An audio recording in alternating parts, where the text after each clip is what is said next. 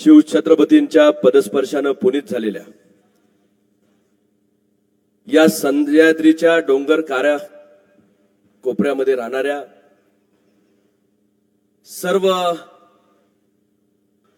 बहुजन समाजातील तमाम बंधू भगिनींना ज्यांनी सातत्यानं आपल्या नेतृत्वानं आपल्या पंखाखाली घेतलं आणि हा सह्याद्रीचा आवाज सातत्यानं विधानसभेमध्ये दुमदुमत ठेवला,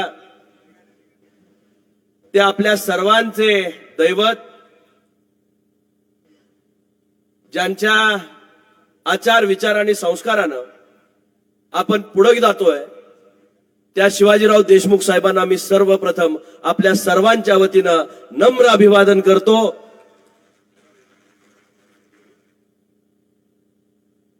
ज्यांनी आज आपल्या समोर आपलं मनोगत व्यक्त करत असताना आपल्या शैलीमध्ये आपल्या विचारांना साथ दिली, ते महाराष्ट्राची मुलक मैदान तोफ आपल्या परिसराचे आमदार आणि सुपुत्र आदरणीय सदाभाऊजी खोत साहेब। मी पहिल्याच भाषणात भाऊ म्हणत होतो की थोडा धीर राखायला लागेल, तुमचा मार्ग सुखकर होणार आहे आणि तुमच्या बरोबर सम्राट येणार आहे।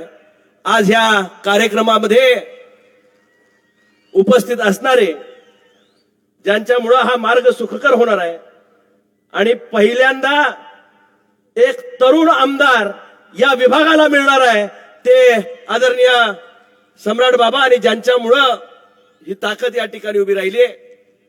उपस्थित असणारे राहुल भैया, उपस्थित असणारे निशिकांत दादा, आदरणीय सीबी आप्पा, आदरणीय मकरादांना, आदरणीय तात्या, आदरणीय सर, पृथ्वी, त्याचबरोबर सर्वच नाईक कुटुंबीय, सर्वच या ठिकाणी असणारे, समोर गावागावातून आलेल्या सर्व माझ्या माता भगिनी, वडीलधारी मंडळी, तरुण मित्र, बंधू आणि भगिनींनो, खरं आजचा हा दिवस आपल्या सर्वांच्या स्मरणात राहणारा दिवस आहे।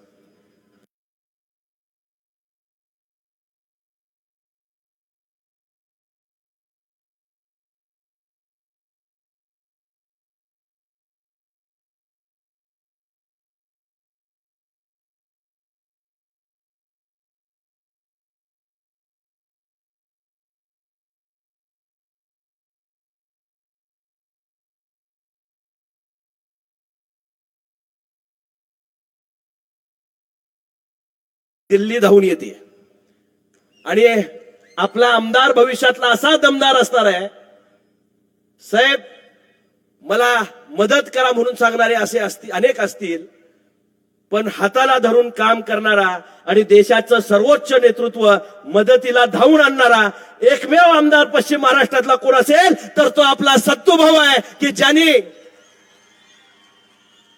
सुरुवातच म्हणजे पहिली स्टार्टिंगची बॅटिंग असते बघा, आणि त्यावेळी 100 रन काढायचे असतात। भाऊ, ज्या दिवशी तुमचा उमेदवारीचा अर्ज राहिला आणि तुम्ही दोघं एकत्रपणे या ठिकाणी एका व्यासपीठावर आलात, त्याच वेळी तुमच्या 100 रनांचा कोटा पूर्ण झालाय। भविष्याची वाटचाल तुमची सुखकर जरूर झाली आहे, पण आज येत असताना मला मनापासूनचा अभिमान आहे की खासदार म्हणून मी लोकसभेमध्ये काम करतो। देशात त्या सर्वोच्च सभागृहामध्ये 2च नेते सर्व देशाची सूत्र हाताळतात, एक देशाचे पंतप्रधान नरेंद्रजी मोदी, आणि ज्यांच्याकडे पाहिल्यानंतर कणखर नेतृत्व कसं असावं, पंतप्रधानानंतरचं 2 नंबरचं नेतृत्व देशामध्ये कोण असेल तर ते अमित भाई शाह आहेत, आणि ते आज आपल्या भेटीसाठी या ठिकाणी येत आहेत। मी विचार करत होतो, बीजेपीच्या इतक्या सीट्स पश्चिम महाराष्ट्रामध्ये आहेत, त्यांनी भाऊ ठरवलं असतं तर राहुल भैया कोल्हापूरला सुद्धा सभा घेतली असती। तेच सांगा, त्यांनी ठरवलं असतं तर कोल्हापूरला सुद्धा या ठिकाणी सभा घेतली असती, पण त्यांनी ठरवलं तर काय ठरवलं, त्यांची आज महाराष्ट्रातली पहिली सभा होती ती इथे शिराळ्याला घ्यायची आणि मग महाराष्ट्राला साथ घालायची। शिराळकरांचे आशीर्वाद घेऊन आज बीजेपीचं कमळ महायुतीचं धनुष्यबाण आणि घड्याळ ही तीन चिन्ह घेऊन या ठिकाणी अमित दाजी, कोल्हापूरचे दाजी आहेत ते, त्यांच्या मिसेस कोल्हापूरचे आहेत. मी त्यांना ते आले असते आणि भाषण केलं असतं दाजी म्हणूनच बोलवणार होतो, पण दाजींना यायला जरा उशीर आहे. लेट आहे पण थेट आहे. एखादी गोष्ट भाऊ तुम्हाला वेळताना वेळानं मिळाली असेल, पण मी आपल्याला मुद्दामून सांगेन, कदाचित वेळाने येणारी गोष्टच जास्त सन्मान देऊन जाते. तुम्हाला प्रतीक्षा अनेक दिवसाची करावी लागली, पण त्या प्रतीक्षेचं सोनेरी उत्तर आता येणाऱ्या 23 तारखेला वाट पाहत आहे. 20 तारखेला मताची ओवाळणी माझ्या माता भगिनी टाकतील, वडीलधारी मंडळी टाकतील, तरुण टाकतील. आणि एका अशा माणसाला जो निरागसपणे तुमची सेवा करत राहिलाय त्याला संधी मिळण्याचं काम या ठिकाणी या निमित्तानं होणार आहे. भाऊ, मी बारकाईनं या मतदारसंघाला लक्ष देऊन पाहतोय. लोकसभेनंतर एक वेगळ्या पद्धतीची ऊर्जा आपल्या कार्यकर्त्यांच्या मध्ये या ठिकाणी निर्माण झाली आहे. खासदार तुम्ही सर्वांनी निर्माण केला. ज्यावेळी हे शिवधनुष्य आपण सर्वांनी उचललं त्यावेळी अनेकांना वाटत होतं की धैर्यशील माने खासदार होणार नाही, पण शिराळकरांनी तो बांध रोखून ठेवला आणि आपण ताकदीनं माझ्या पाठीशी ती ताकद या ठिकाणी आपण दोघांनी उभी केली, भाऊनी उभी केली आणि आज हे शिवधनुष्य आपण या ठिकाणी यशस्वीपणे पेललं. पण मला ताकदीची गरज आहे. नुसता एकटा खासदार असून या ठिकाणी काम होत नाही. लोकसभेचं कामकाज हे पॉलिसी तयार करण्याचं काम आहे, देशाला दिशा देण्याचं काम आहे. आपल्याला राज्यामधनं त्या रूट करायच्या असतात आणि आपला आमदार जर तिथला प्रभावी काम करणारा असेल तर त्याच्या माध्यमातून त्या पॉलिसीज खाली तळागाळापर्यंत पोहोचू शकतात. खासदाराने एखादा निर्णय केंद्रामध्ये घेतला तर त्याचं माध्यम जे असतं ते विधानसभा असते आणि त्या विधानसभेच्या आमदाराचं हे कर्तव्य असतं की ते घराघरापर्यंत, दारादारापर्यंत या ठिकाणी पोहोचवलं पाहिजे. मी निश्चितपणे या ठिकाणी सांगेन, केंद्रामध्ये जे शासन आहे ते आपल्या सर्वांच्या विचाराचं आहे. महायुतीचं शासन या ठिकाणी केंद्रामध्ये काम करतं. आज नरेंद्र मोदी साहेबांसारखं एक सक्षम नेतृत्व या देशाला दिशा देण्याचं काम करत असताना खासदार म्हणून मला आपलं तिथं मत मांडण्याचा अधिकार तुम्ही या ठिकाणी दिलाय. आपलाच आमदार खाली असला तर दोन्ही ओंजळीनं देण्याची कामं आम्ही या ठिकाणी करू. आज खासदार म्हणून काम करताना मला मर्यादा येत आहेत. कामं आपली आणि नारळ दुसऱ्याची, हे अनुभव अनेक वेळा आपल्याला या ठिकाणी आलेले आहेत, गावागावामध्ये या ठिकाणी आलेत. भाऊ, तुमचे जे आमदार आहेत ते दोन्हीकडे डोळा मारत होते. एकदा म्हणायचे आम्ही महायुतीकडेच आहे, तिकडेच येणार आहे, आणि ते येतोय म्हणून मतदारसंघामध्ये अजितदादांच्याकडे जायचं, म्हणायचं मी तुमचाच आहे आणि तुमच्याकडनं या ठिकाणी मी निधी नेला की पुढे आलं की वेळ तुमच्या बरोबरच त्या ठिकाणी राहणार आहे.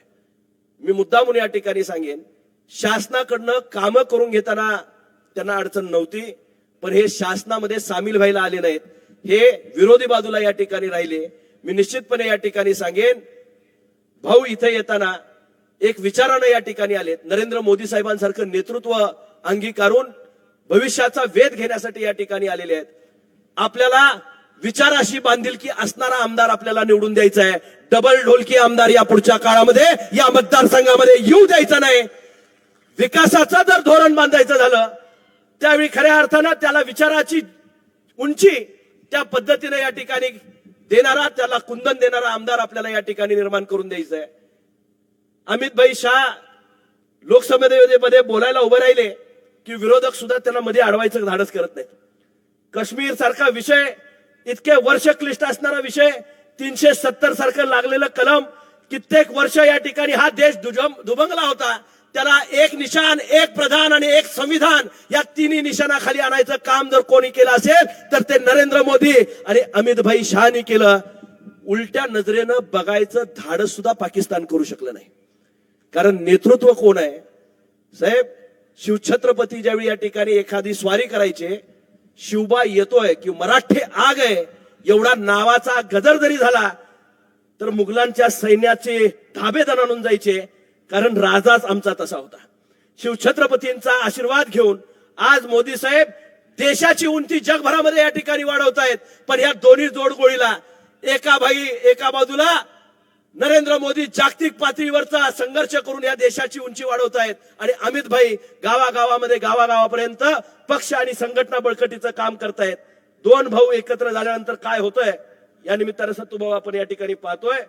मला निश्चितपणे खात्री आहे, एका भावाला आपण लोकसभेमध्ये पाठवलंय, दुसरा भाऊ वाट पाहतोय, त्याला येणाऱ्या 23 तारखेला विधानसभेमध्ये आमदार करून पाठवण्यासाठी, साथ घालण्यासाठी या ठिकाणी मी आलेलो आहे. आपला भाऊ,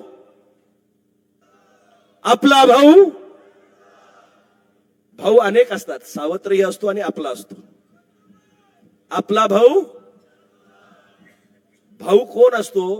जो प्रसंगाला उभा राहतो, या दराखाऱ्या खोऱ्यात असणाऱ्या माऊ माऊल्यांच्या प्रश्नांसाठी झगडा करतो. त्यासाठी भाजपचा नेता हा निवडून आलाय एकदा नाही दोनदा, विजयी होणार कमळाच्या चिन्हावर सुधीर दादा तिसऱ्यांदा. मदतीला जाऊन जाणारा आपला भाऊ आहे आणि म्हणूनच सत्तू भाऊ आपला भाऊ आहे आणि आपल्या भावाला ताकद देण्याची वेळ येणाऱ्या काळात त्यांचा हेलिकॉप्टरचा आवाज यायला लागलाय. आलंय ना? 10 मिनिटं आहेत भाऊ. तुम्ही, माझी इच्छा आहे त्यांच्या समोर बोलावं, कारण आपला आवाज एकदा केंद्रात ऐकला गेला पाहिजे.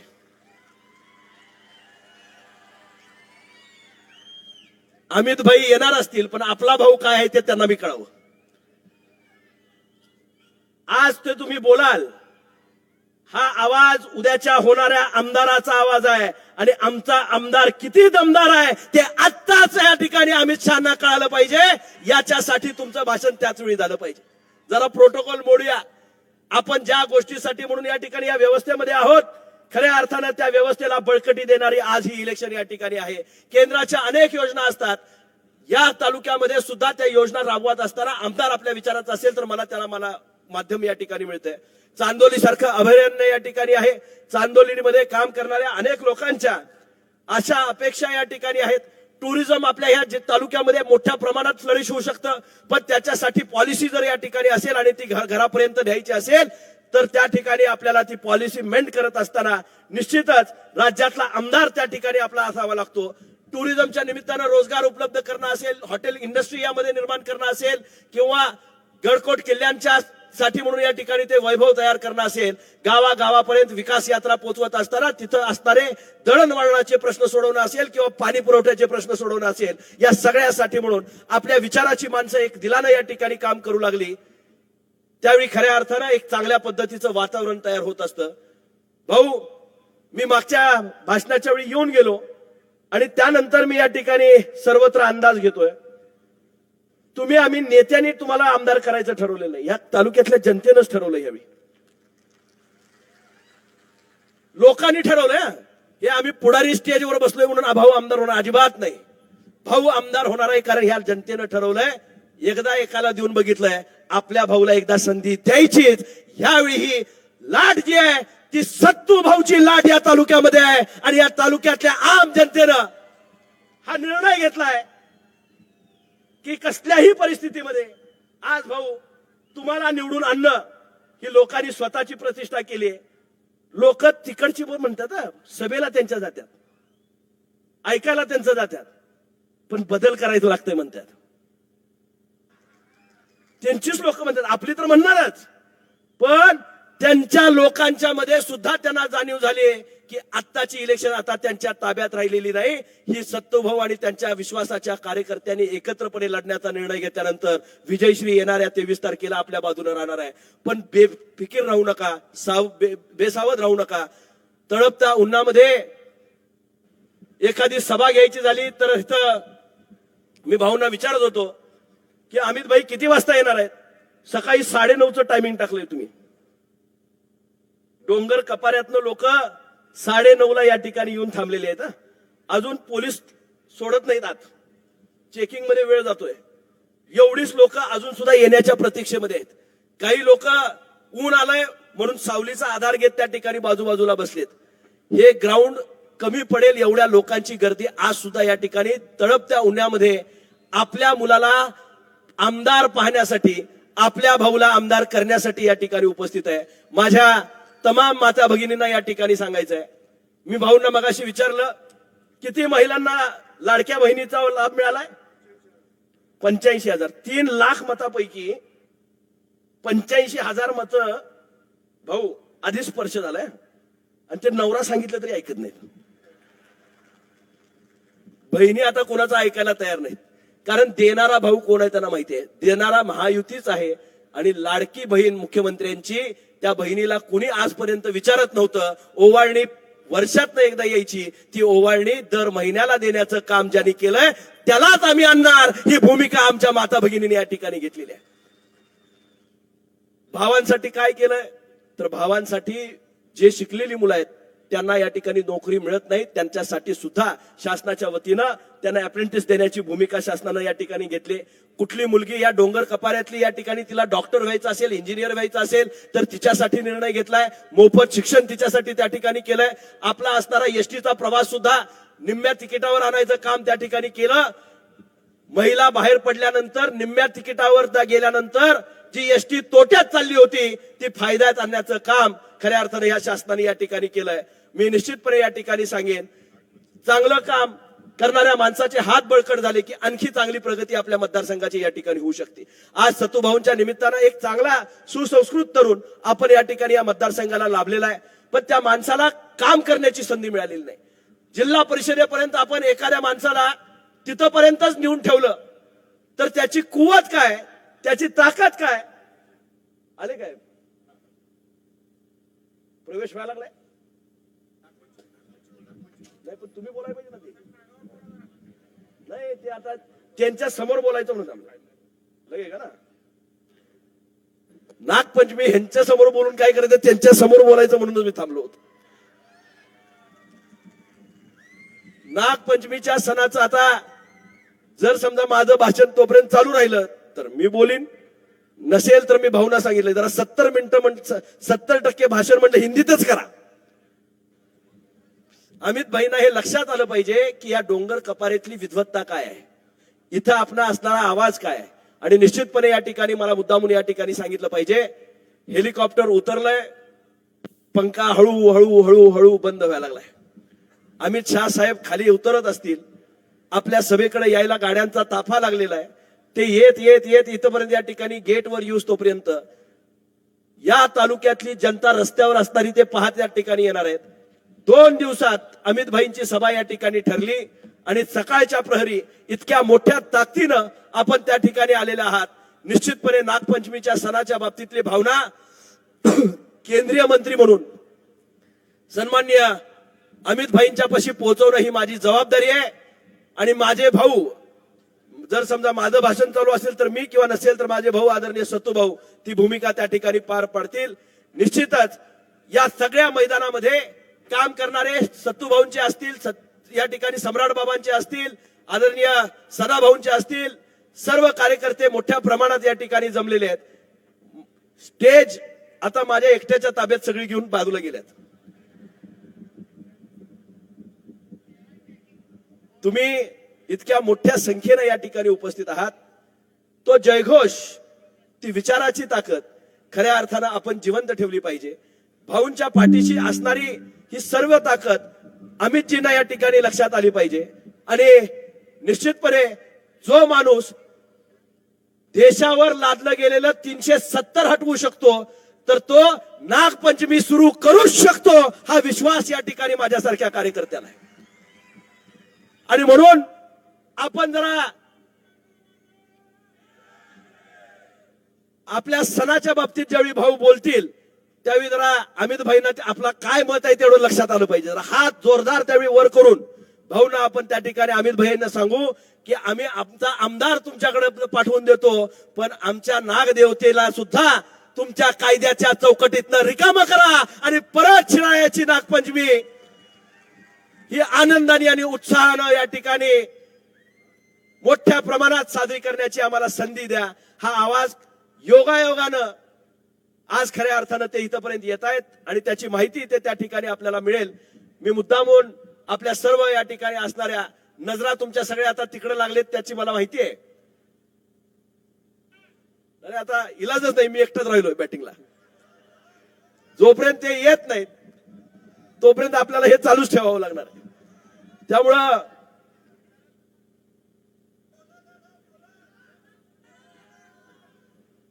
मी एक गोष्ट सांगतो. तोपर्यंत एका घरामध्ये एक आई असते.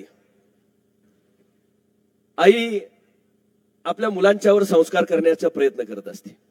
तिचं लहानसं बाळ असतं आणि ते बाळ आई बरोबर रोज देवघरामध्ये जात असतं. तिनं 3 पंत्या देवासमोर लावलेल्या असतात, 3 पंत्या, आणि रोज ती त्या पंत्यांना नमस्कार करत असते, मुलाला नमस्कार करायला लावत असते. मूल जायचं, तिच्याबरोबर जायचं, रांगत रांगत जायचं, नंतर चालत जायला लागलं. जसं मोठं झालं तसं त्याला थोडं कळतं झालं. त्यावर त्या आईला एक दिवस विचारलं, म्हणजे आई, देवासमोर एकच दिवा लावला तर का चालत नाही काय ग? 3 पंत्या, 3 पंत्याच्या तेल 3 वाती तेवढं परत टिकवून ठेवणं. ती म्हटली, तुला बाळ आज कळणार नाही. एक दिवस असा येईल की मी ज्यावेळी नसीन त्यावेळी तू त्या पंत्यांनाच विचार की मी त्यांना का लावलंय. एक दिवस तो वाईट दिवस आला की ज्या ती आई त्या बाळाला सोडून निघून गेली. मूल मोठं झालं होतं, ते देवघरामध्ये गेलं. त्यानं पहिल्या पंथीला विचारलं,